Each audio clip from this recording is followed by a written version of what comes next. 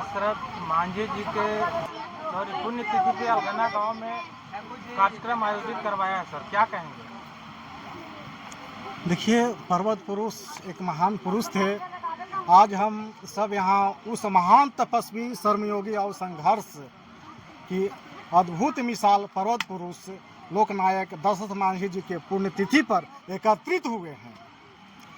और एकत्रित इस चलते हुए हैं कि दशरथ मांझी ये पूरे बिहार या बिहार ही नहीं, भारत ही नहीं, पूरे विश्व में जाने जाते हैं। दशरथ मांझी जिन्होंने बहुत बड़ी पहाड़ को तोड़ करके एक बहुत बड़ा रास्ता बना दिया और देश दुनिया को एक रास्ता बनाने के काम किए, लोगों को एक सलाह दिए, मैंने एक सीख दिए कि तुम भी एक रास्ता बना सकते हो ज़िंदगी के लिए। आज हमारे पास दलित समुदायों के पास, अनुसूचित जाति के पास बहुत बड़ी पहाड़ है, जैसे आज शिक्षा की पहाड़, जो कि गुणवत्तापूर्ण और अच्छी शिक्षा न रहने के कारण हम लोग एक दलदल में है ना। उसी तरीक़ा से स्वास्थ्य भी एक हम लोग के बड़ा चुनौती है। अच्छा स्वास्थ्य नहीं मिल पाता है, अच्छा अस्पताल नहीं मिल पाता है, वो भी हमारे लिए एक बहुत बड़ी पहाड़ है।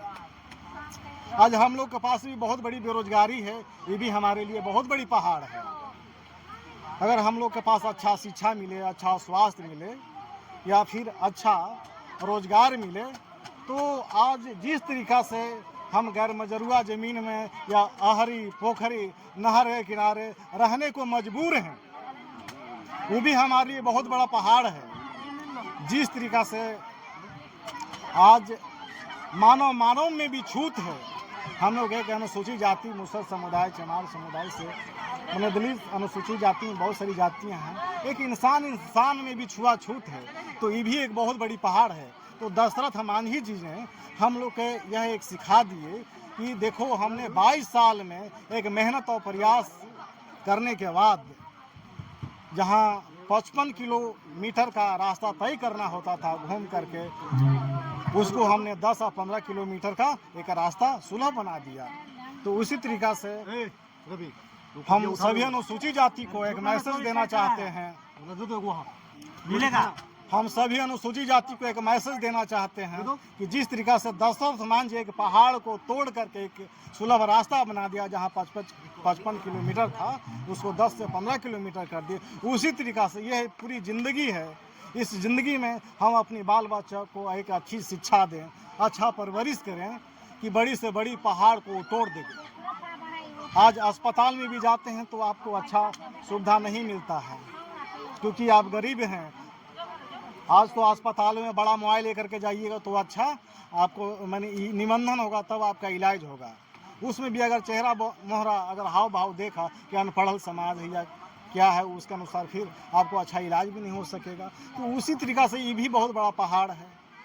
और एक और मैसेज है कि रोज़गार बहुत ज़रूरी है, एक अच्छे रोज़गार अनुसूचित जाति के लोगों के। जिस दिन यह अच्छा रोज़गार मिलेगा, उस दिन ये गैर मजरूआ ज़मीन या आहर पोहर पोखरी नहर के किनारे रहने को मजबूर नहीं होंगे और एक अच्छा महल बना करके अपना परवरिश करेंगे, अपने बाल बच्चों के आगे बढ़ाएंगे और पढ़ाएंगे।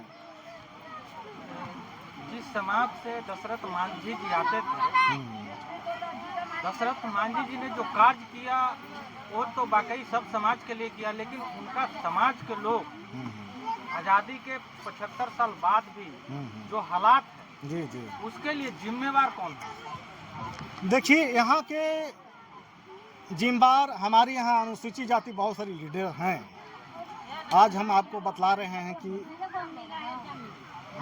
जहाँ से गया से आते हैं वहाँ कई लोकसभा अनुसूचित जाति क्षेत्र रहा, तो वहाँ से बहुत सारी विधानसभा जो अनुसूचित जाति क्षेत्र रहा, वो अपने आप को भी इस बात को कहते हैं कि हम अनुसूचित जाति के लीडर हैं। लेकिन लीडर हैं अभी तो वर्तमान में हमारे यहाँ बहुत बड़ी मंत्रालय है जीतनराम मांझी जी के पास, जो अगर चाहें तो कोई भी ऐसा मुसहर समुदाय हो या दलित समुदाय हो, उनको बढ़ाने के लिए उनके पास बहुत बड़ी योजना है, बहुत बड़ी योजना। जो चाहेंगे तो हर गांव में एक शिक्षण संस्थान खुलवा सकते हैं, रोजगार से संबंधित उद्योगपति लोगों का बना सकते हैं। लेकिन उस पर इन्होंने कहीं विचार नहीं किया। किया क्योंकि हमारी समाज आगे बढ़े। अब हो सकता है कि उनको यह डर लगता होगा कि भाई अपनी समाज को आगे बढ़ाएंगे तो जिस विधानसभा क्षेत्र से हम विधायक बनते हैं फिर दावादारी कोई और नेता न पैदा हो जाए, ये भी हो सकता है। हमारे यहाँ बहुत सारी अनुसूचित जाति ऐसे लीडर हैं जो उनको पता ही नहीं है कि गांव गरीब में कैसे धुआं से खाना बनता है, गोईठा से खाना बनता है, उसका धुआं का आँख में कैसे लगता है, उनको जो पता ही नहीं है। और अनुसूचित जाति से तो हैं, वो विधायक बन चुके हैं, तो वो दर्द को क्या समझे। तो यहाँ पर एक दर्द के समझने वाला लीडर के होना चाहिए। एक चीज़ और मैं कहना चाहता हूँ कि हमारे बिहार में अनुसूचित जाति जो क्षेत्र है, लोकसभा हो या विधानसभा हो, आज अपहरण हो रहा है। किस माध्यम से हो रहा है? क्योंकि ये अनुसूचित जाति लोकसभा क्षेत्र है, तो अगर हम अनुसूचित जाति के लड़की हैं तो हमको फंसाने के लिए लगा हुआ है दूसरी जाति के लोग कि इसको अपना क्लच में लेते हैं और वहाँ से चुनाव लड़ाते हैं तो वो चुनाव जीत जाएगी। तो उस तरीका से भी अपहरण हो रहा है।